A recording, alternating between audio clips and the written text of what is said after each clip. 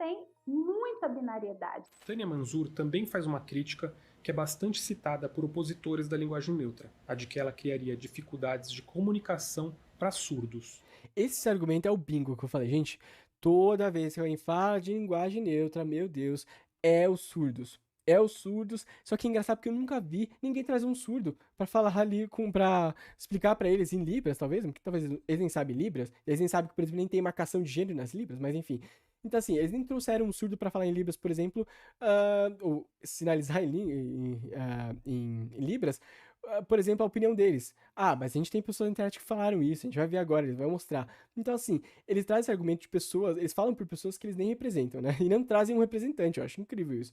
E como eu disse, não tem marcação de gênero na própria Libras, então nem afeta eles. Aliás, como se esse argumento é tão estúpido. Porque eles preveem que os surdos, que usam qualquer ferramenta ou qualquer forma de comunicação com as pessoas que não sinalizam, que não sabem Libras, por exemplo, leitura labial, elas acham que as pessoas falam a forma norma culta, né? Ou seja, um surdo vai no metrô e ele consegue ver plenamente a norma culta, essa norma padrão que a gente, né, estuda na escola, na fala das pessoas. Você acha que o surdo já não percebeu, ou já não teve que lidar com a mudança da língua, com gírias, com expressões diferentes? Sabe, eles acham que essas pessoas estão cristalizadas e elas só aprenderam assim, ó, português, padrão, norma, eu não posso sair disso aqui. Se a pessoa falar qualquer coisa fora da norma, se ela usar aonde ao invés de onde, se ela usar para ao invés de a, o surdo já não consegue se comunicar. Gente, a dificuldade dos surdos é tão para além disso, ou seja, se uma sociedade em que a segunda língua oficial é a Libras e quantos por cento da população fala Libras? Sendo que, sei lá, uns 5% da população é surda, quantos por cento fala Libras ali na comunidade que usa essa língua? Muitos poucos, muitos poucos. Então, assim, o problema da Libras não é, ou dos surdos, não é as pessoas mudarem ou falarem, expressarem de forma diferente, o português delas acabarem mudando na oralidade. O problema delas é que as pessoas não se interessam pelo mundo delas, não se interessam em incluir essas pessoas na sociedade aprendendo Libras, por exemplo. E esses fenômenos seriam muito compartilhados, muito bem compartilhados entre as duas línguas. Libras, claro, elas têm suportes diferentes, né? Mas, quero dizer assim, a gente poderia trocar muito mais informações com pessoas surdas que falam Libras, ou que sinalizam Libras, do que se a gente só falasse por elas, com nós aqui falantes de português, que usamos esse suporte da oralidade. Ou seja, o que eu quero dizer no final é, eles não consultam os surdos sobre isso, eles acham que isso é um problema para os surdos, sendo que para eles, para os surdos, sinceramente, se alguém já legendasse os vídeos no YouTube, pensando um pouco neles, já ajudaria pra caramba. E se alguém, fizesse ali uma sinalização de Libras no canto do vídeo, meu Deus, que perfeito seria. Aliás, eu tenho uma live aqui no canal com uma professora de Libras maravilhosa. Vocês podem ver aqui, tem acessibilidade. As pessoas surdas podem acessar porque tá em Libras também, tá traduzido simultaneamente em Libras. Dê uma olhada nessa live, ela é um pouco antiga, a qualidade do canal e do vídeo é péssima, mas é porque eu tava investindo, pelo amor de Deus, tenham paciência. Mas enfim, é interessante ver então que essas pessoas não se importam em trazer conteúdo de acessibilidade, mas se usam dos surdos para defender as suas políticas. E acessibilidade? Quem se importa em aprender Libras, né? Quem?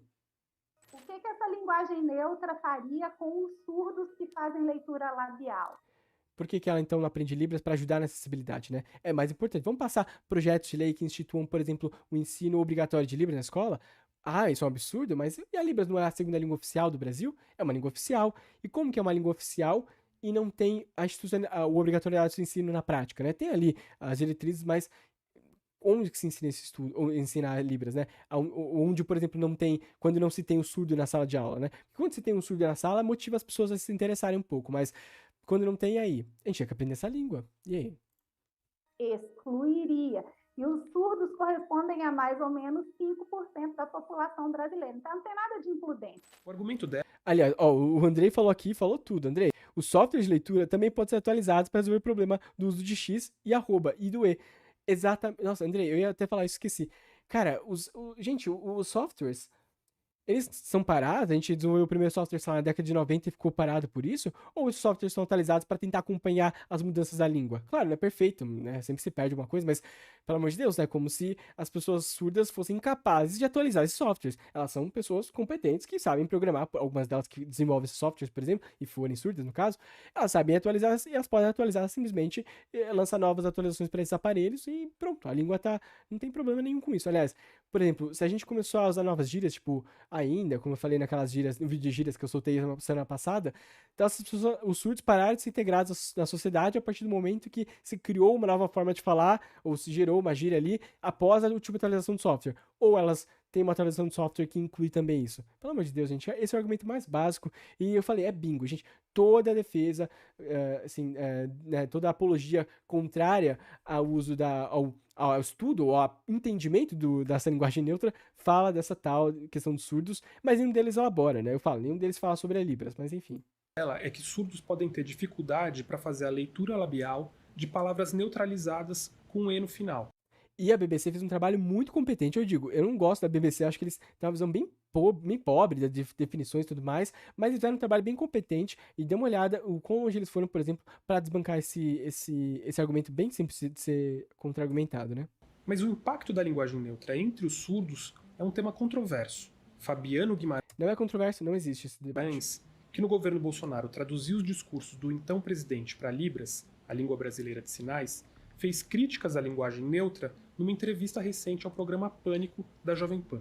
Para Guimarães, que não é surdo, a linguagem neutra não deveria nem existir, atrapalha as traduções e é totalmente excludente.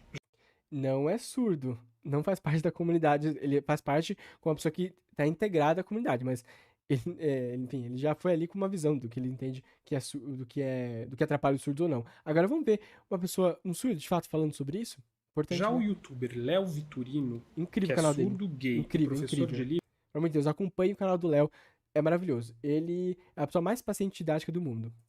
Libras, me disse numa entrevista por escrito que surdos que fazem leitura labial e oralização para se comunicar podem perfeitamente se adaptar à linguagem neutra. Ele diz também que os surdos que usam Libras não seriam impactados pela linguagem neutra, já que na língua brasileira de sinais as palavras já não têm qualquer gênero.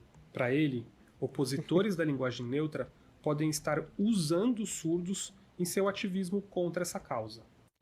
Podem estar usando, foi muito educado, né? Estão, né? Porque as pessoas da comunidade já se manifestaram e se eles entendessem um pouco de Libras, se eles se dispusessem, perceba, a empatia deles vai até o ponto em que convém a eles, mas se dispusessem a aprender Libras para ver como funciona o sistema de gênero nessa língua, eles já viram que não é um problema, né? Aliás, só um comentário aqui do Luiz que eu acho genial. Ou seja, essa pessoa usa você, mas ela deveria usar voz e tu, né? Eu imagino, porque se ela quer preservar essa pureza da língua, vamos dizer assim. Bom, primeiro que ela devia falar galego-português, né? Ela devia falar como as cantigas do Dom Dinis, lá do século XIII. Ela devia falar, então, como se escrevia em 1230, naquele compêndio de cantigas que nós temos, de amor, de amigo, né? Acho que ela não escreve desse jeito, que ela entende que a língua, ou ela usa de forma que não corresponde ao discurso dela. Então, enfim, esse neologismo, essa forma de usar, será que ela então se opõe a isso? Ou será que ela também não usa a forma agente como plural e conjuga então com a terceira pessoa? Então, a gente é, ele é, você é. A gente pegou 3 formas verbais diferentes e simplificou em uma forma verbal. A língua tá mais pobre ou ela tá produtiva naquela comunidade que fez essas mudanças, né? Agora, voltando à professora Tânia Manzur, ela diz que não é contra qualquer uso da linguagem neutra. Eu não sou contrária a ela na linguagem coloquial, de forma nenhuma. Eles nunca são Cada contrários, pessoa fala do imagina. jeito que quiser, Sim, sim. mas Liberdade. as imposições é que eu vejo como bastante problemáticas. Imposições via burocracia, via legislação, né? Eu acho isso um absurdo. Gente, eu começo a ficar irritado, porque quem tá impondo, quem tá falando dessa burocratização do que deve falar ou não deve falar? Caramba, né? Poxa vida. Então, assim, quem que tá lá no plenário, quem tá fazendo PL, falando para não colocar linguagem inclusiva ou linguagem neutra que seja nas escolas?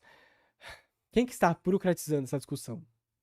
Os ativistas contrários à linguagem neutra também citam o temor de que ela seja imposta às pessoas de cima para baixo, algo que, segundo eles, poderia acontecer por mudanças em leis, alguma decisão judicial ou política de governo.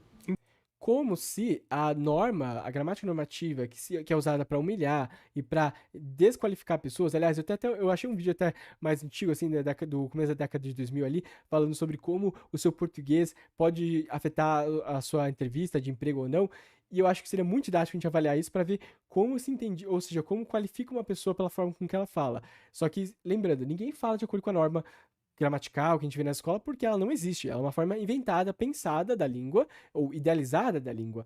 E aí essas pessoas, elas falam, o medo é que se imponha as pessoas falarem com linguagem neutra. Mas o problema não é falar que, por exemplo, ela é burra porque ela não sabe usar a crase, ou porque ela não sabe a diferença dos 5 porquês, dos 5 usos do porquê. Mas ela é burra por isso, ou ela é humilhada não é humilhada por isso, mas é humilhada se ela, por exemplo, quer dizer, o problema, na verdade, é a imposição da linguagem neutra, vamos dizer assim. Percebam que é cíclico. E parece que eu tô me repetindo porque a argumentação deles é cíclica. Eles não têm base, não tem nenhuma. É raso, é raso, raso. E essas pessoas eu fico com dúvida do que elas estudaram na faculdade. Porque alguns deles se dizem professores e alguns são formados em letras. E meu Deus do céu.